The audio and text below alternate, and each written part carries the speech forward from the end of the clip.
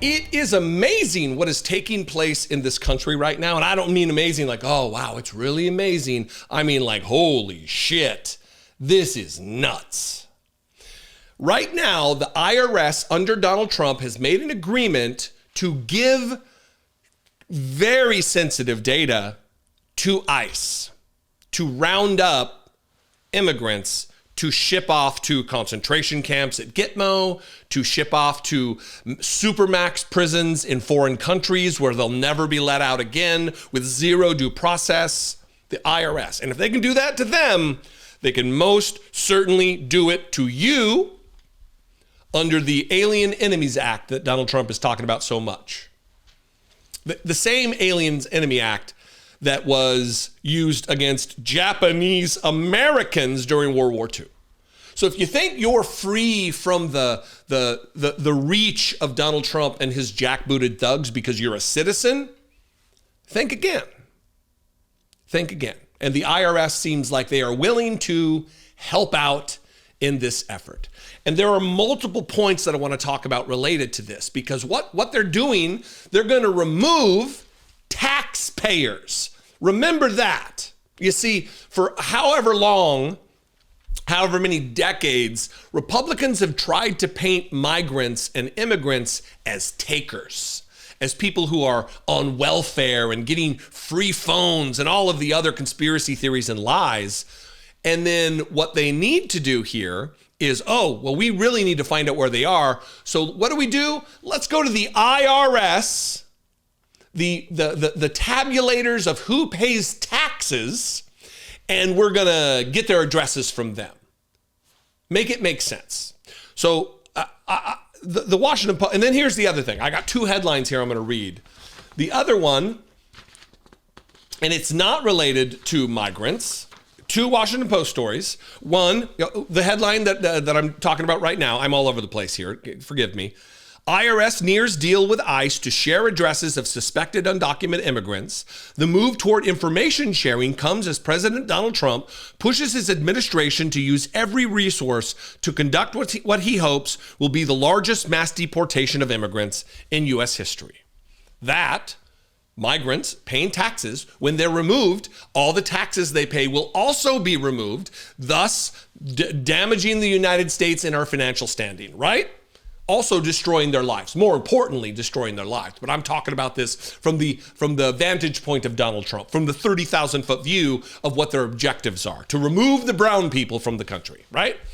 And then on the other end of this is this headline from the Washington Post, that income tax, the Treasury is going to be, the tax revenue drawn from taxpayers is going to be down by like 10% this year. That's hundreds of billions of dollars. More than $500 billion this year is not going to be taken because of a number of different reasons. And one of them isn't in this, the removal of migrants who pay taxes. Here's the headline on that. Tax revenue could drop by 10% amid turmoil at IRS. Staff cuts and disruptions related to U.S. DOGE service have officials bracing for a sharp loss of revenue. So the number that they quote here would amount to more than $500 billion in lost federal revenue. The IRS collected $5.1 trillion last year.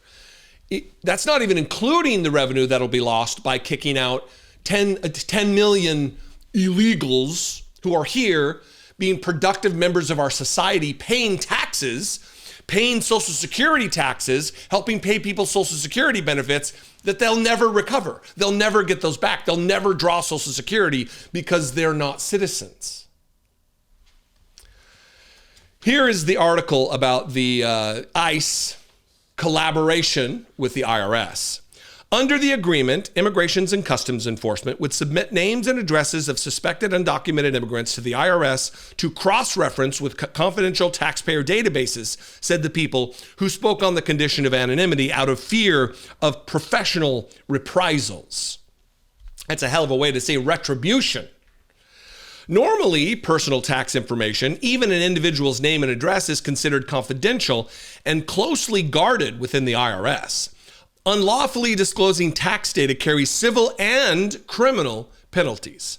However, tax information may be shared with other federal law enforcement under certain limited conditions and typically with approval from a court. It would be unusual, if not unprecedented, for taxpayer privacy law exceptions to be used to justify cooperation with immigration enforcement, the people said. No courts here. See, there is no due process. I've been talking about this all last week and this week here, already starting, talking about Tom Homan not offering due process to these people, violating the Constitution, just jettisoning the rule of law, just tossing it out. Who cares? It's only the Constitution, right? The proposed agreement has alarmed career officials at the IRS, the people said, who worry that the arrangement risks abusing a narrow and seldom used section of privacy law that's meant to help investigators build criminal cases, not enforce criminal penalties, right? Also remember that entering the country, crossing the border without permission from the Secretary of State is what's illegal. It's a misdemeanor.